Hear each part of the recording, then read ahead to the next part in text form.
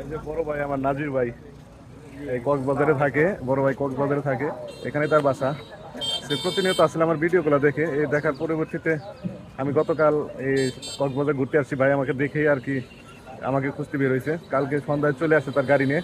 সে বলছে আমার গাড়ি নিয়ে যে বড় ভাই মোটর সাইকেল নিয়ে আছে, তার ব্যক্তিগত মোটর সাইকেল, সে অফিস থেকে আমাকে দিয়ে যাচ্ছে যে ভাই আজকে আপনি সারাদিন ঘুরেন।